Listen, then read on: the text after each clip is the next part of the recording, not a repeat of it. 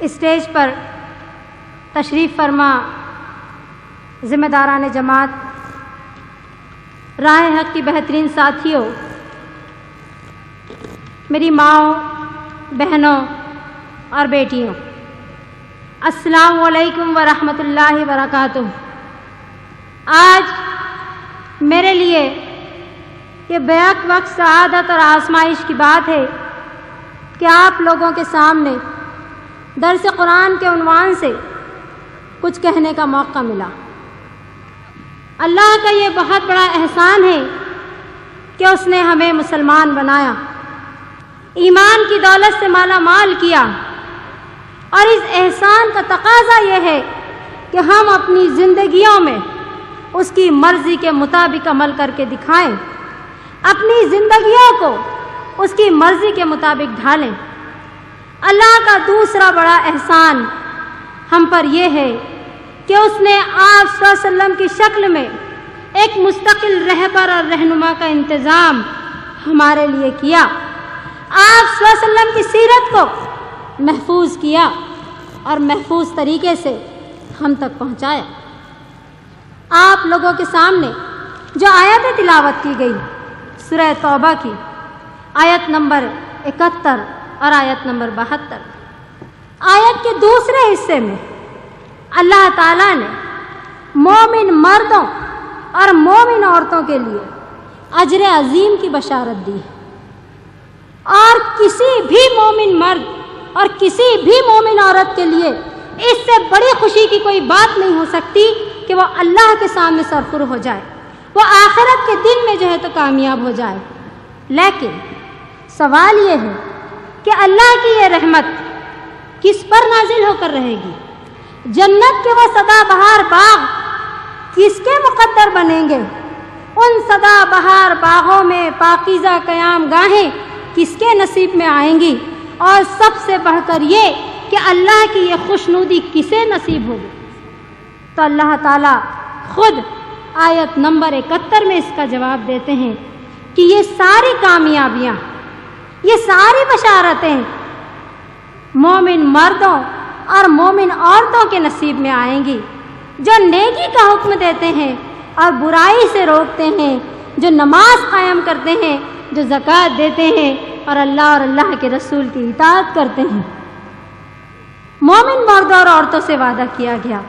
الحمدللہ الحمدللہ ہم سب مومن ہیں، ہم سب اپنے آپ کو مومن کہتے ہیں، لیکن ایک نظر قرآن کی ترجمے پر ہم ڈالتے ہیں کہ اللہ تعالیٰ کن مومنین کی بات کر رہا ہے، کن کے لیے اللہ تعالیٰ جنت کی بشارت دے رہا ہے۔ سورہ الحجرات آیت نمبر 15 میں اللہ تعالیٰ بیان کرتے ہیں کہ مومن تو حقیقت میں وہ ہیں کہ جو اللہ اور اللہ کے رسول پر ایمان لائیں، پھر کسی بھی شک میں نہیں پڑے، کوئی ہیزیٹیشن نہیں رہا ان کو۔ اور اسی طرح سورہ نساء آیت نمبر 65 میں اللہ تعالیٰ فرماتے ہیں کہ پس اے نبی، خدا کی قسم تم میں سے کوئی اس وقت تک مومن نہیں ہو سکتا، خدا کی قسم تم میں سے کوئی اس وقت تک مومن نہیں ہو سکتا جب تک کہ اپنے معاملات میں، اپنے اختلافات میں وہ تم کو فیصلہ کرنے والا نہ مان لے، اور جب تم کوئی فیصلہ اپنے دل میں کرو تو پھر کوئی کجی اپنے دل میں وہ محسوس نہ کرے۔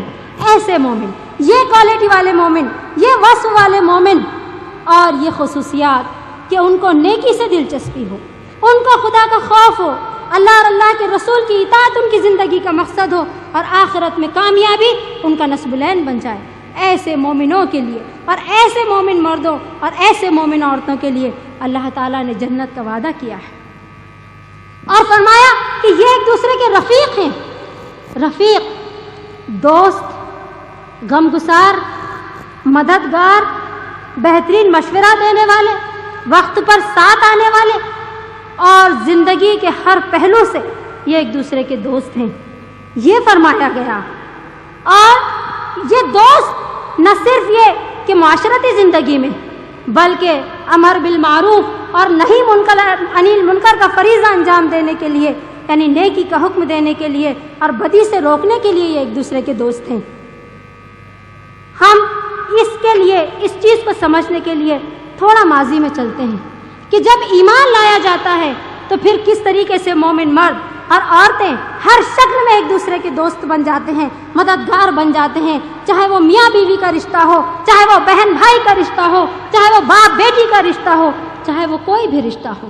حضرت خدیجہ کی مثال لیجئے آپ، الحمدللہ حضرت خدیجہ کی مثال لیجئے کہ کیا کہہ رہی ہیں آپ اللہ کے نبی صلی اللہ علیہ وسلم کو کہ اے حضرت محمد مصطفیٰ صلی اللہ علیہ وسلم، غم نہ کریں آپ، پریشان نہ ہو، اللہ آپ کو رسوا نہیں کرے گا۔ الحمدللہ، کیا ساتھ تھا یہ، کیا رفاقت تھی یہ، کیا ولایت تھی یہ۔ اور پھر اس دین کی خاطر آپ نے اپنا سب کچھ تج دیا، سب کچھ ختم کر دیا۔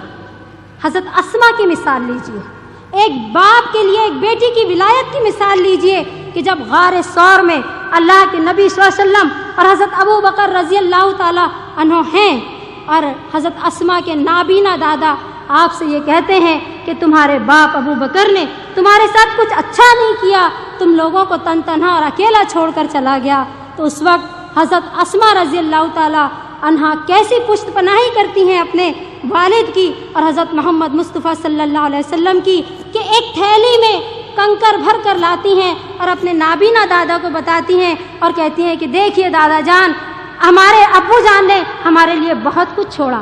اور یہی حضرت اسما کی رفاقت اپنے بیٹے کے لیے یہ ہے کہ وہ اپنے بیٹے کو جام شہادت نوش کرنے کے لیے اکساتی ہے کہ بیٹے، ذلت کی زندگی سے بہتر شہادت کی موت ہے۔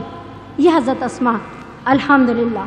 اور اس کے بعد حضرت عمر بن خطاب کی بہن حضرت فاطمہ بن خطاب، کیا ولایت تھی آپ کے اپنے بھائی کے ساتھ، کیا رفاقت تھی اس دین کے لیے کہ اپنے بھائی کو آپ نے جو ہے تو اس دین کی طرف جو ہے تو موڑ دیا۔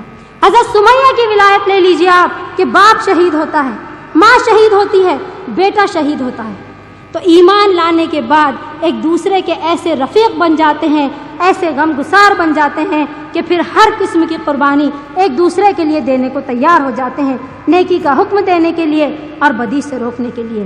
عزیز ماؤں اور بہنوں، قرآن اٹھا کر دیکھیں، اپنے ماضی کو ٹٹولیں اور غور کریں کہ کہیں بھی یہ نہیں کہا گیا کہ نیکی کا حکم دینا اور برائی سے روکنا صرف مردوں کے اوپر فرض ہے، کہیں نہیں کہا گیا یہ، بلکہ اللہ تعالیٰ نے عورت اور مرد دونوں کو برابر کہا ہے۔ اللہ کی نظر میں دونوں برابر ہیں، حقوق کے اعتبار سے برابر ہیں، ذمہ داریوں کے اعتبار سے برابر ہیں، جواب دہی کے اعتبار سے برابر ہیں۔ اسی لیے اللہ تعالیٰ کلام پاک میں فرماتا ہے، یا ایھا الناس، اے لوگو، یا ایھا الذین آمنو، اے لوگو جو ایمان لائے ہو۔ یہ کہیں نہیں کہا گیا کہ اے مردوں اور اے عورتوں۔ اللہ تعالیٰ سورہ آل عمران آیت نمبر 195 میں فرماتے ہیں کہ اور میں تم میں سے کسی کا عمل ضائع کرنے والا نہیں ہوں، اور میں تم میں سے کسی کا عمل ضائع کرنے والا نہیں ہوں، خواہ وہ مرد ہو یا عورت، تم سب ایک دوسرے کی ہم جنس ہو۔ اور اسی طرح اللہ تعالیٰ سورہ نحل میں یہ فرماتے ہیں کہ جو شخص بھی نیک کام کرے گا، خواہ وہ مرد ہو یا عورت، بشرط یہ کہ وہ ہو مومن، ہم اسے پاکیزہ زندگی بسر کرائیں گے اور آخرت میں ایسے لوگوں کو ان کے اعمال کے مطابق اجر دیا جائے گا۔ عزیز بہنوں، سوچیں اور غور کریں کہ نیکی سے روکنا اور نیکی کا حکم دینا اور بدی سے روکنا یہ ہمارے اولین فرائض میں داخل ہے۔ اسی لیے اللہ تعالیٰ سورہ آل عمران آیت نمبر 103 میں فرماتے ہیں کہ تم میں سے کچھ لوگ ضرور ایسے ہونے چاہیے جو نیکی کی طرف بلائیں، برائی سے روکیں، اور جو لوگ یہ کام کرنے والے ہیں وہی فلاح پائیں گے انشاءاللہ۔ اس کے بعد ہم یہ کام کیوں انجام دیں؟ ہم اپنی جگہ بہت نیک ہیں الحمدللہ، اسلام کے 5 ارکان کو ہم بہت ایسے ذمہ داری کے ساتھ ادا کرتے ہیں اور کرنا بھی چاہیے اور کر رہے ہیں، لیکن جب ہم احادیث اٹھا کر دیکھتے ہیں، جب ہم کلام پاک اٹھا کر دیکھتے ہیں تو کہا گیا کہ نماز قائم کرتے ہیں، زکوٰۃ دیتے ہیں، اللہ اور اللہ کے رسول کی اطاعت کرتے ہیں، اور ساتھ میں کیا کرتے ہیں؟ نیکی کا حکم دیتے ہیں اور برائی سے روکتے ہیں۔ آج اس فریضے کو ہم بھول بیٹھے، آج ہم نے اپنے فریضے کو بھلا دیا، اس لیے آج ہم ان مسائل کا شکار ہیں۔ اللہ کے نبی صلی اللہ علیہ وسلم نے فرمایا ایمان کے 3 درجے ہیں، ایمان کے 3 درجے ہیں۔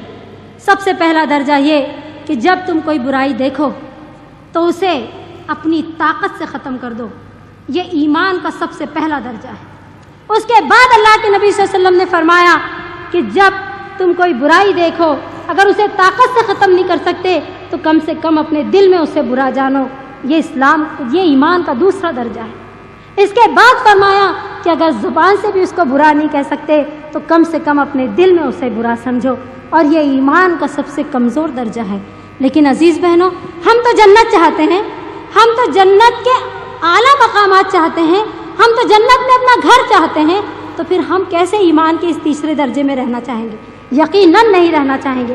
ہم ایمان کے پہلے درجے میں آنا چاہیں گے. اللہ تعالیٰ کلام پاک میں بنی اسرائیل کی مثال پیش کرتا ہے. بنی اسرائیل کی مثال پیش کرتا ہے کہ ایک دن تھا, ان لوگوں کو حکم دیا گیا تھا کہ اس دن جو ہے تو تم کو کوئی تجارت نہیں کرنا ہے, تم کو کوئی کاروبار نہیں کرنا ہے, تم کو صرف اللہ کی عبادت کرنا ہے. لیکن وہاں پر 3 گروہ بن گئے. غور کیجئے کہ وہاں پر 3 گروہ بن گئے. ایک وہ تھا جو کھلم کھلا اللہ تعالیٰ کے احکامات کو توڑتا تھا. دوسرا وہ گروہ تھا جو کہ اللہ تعالیٰ کے احکامات کو توڑتا تو نہیں تھا, لیکن دوسروں سے کوئی برائی مول لینا نہیں چاہتا تھا, دوسروں کو منع بھی نہیں کرتا تھا. اور تیسرا گروہ وہ تھا جو کہ لوگوں کو اس کام سے منع بھی کرتا تھا اور خود بھی رکتا تھا. جانتے ہیں آپ کہ اللہ تعالیٰ نے کامیاب کس گروہ کو کیا؟ اس تیسرے نمبر کے گروہ کو اللہ تعالیٰ نے کامیاب کیا.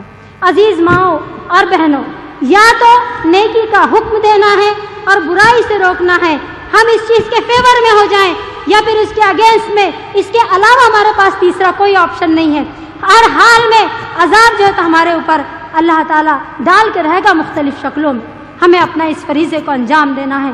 اللہ کے نبی صلی اللہ علیہ وسلم فرماتے ہیں کہ خدا کی قسم جس کے قبضے میں میری جان ہے, تم لوگ ہدایت پر رہو گے جب تک کہ لوگوں کو نیکی کا حکم دیتے رہو گے اور برائی سے روکتے رہو گے. اور ایک دور آئے گا جب تم یہ کام کرنا چھوڑ دو گے تو اللہ تعالیٰ ذلت اور محکومی تمہارے اوپر مسلط کر دے گا, اور ظالم حکمرانوں کو تمہارے اوپر مسلط کر دے گا, اور پھر تم اللہ تعالیٰ سے دعائیں مانگو گے لیکن اللہ تعالیٰ تمہاری دعاؤں کو قبول نہیں کرے گا.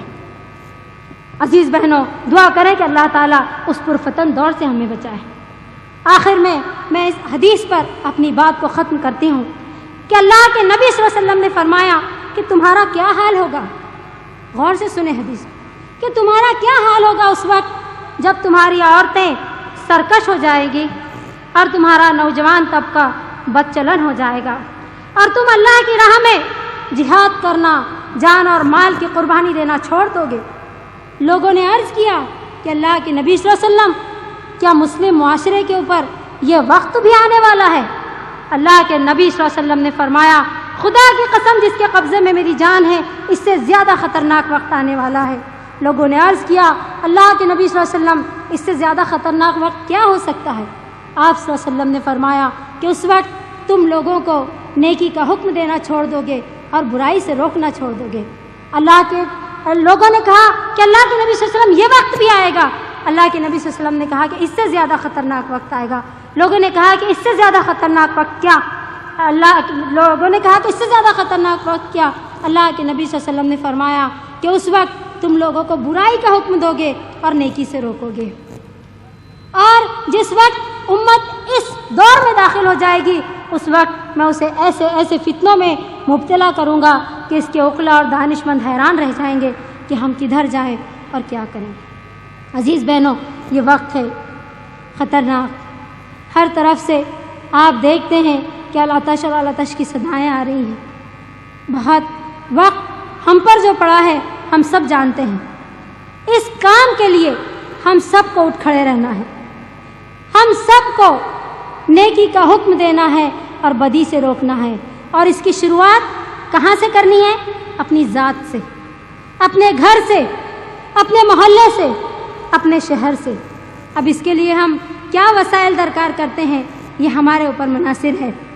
اللہ تعالیٰ سے دعا کیجئے کہ اللہ تعالیٰ ہمیں اپنے مقصد کو سمجھنے اور اپنے مقصد کو سمجھتے ہوئے اللہ کی مرضی کے مطابق زندگی گزارنے اور نیکی کا حکم دینے والا اور برائی سے روکنے والا بنائے.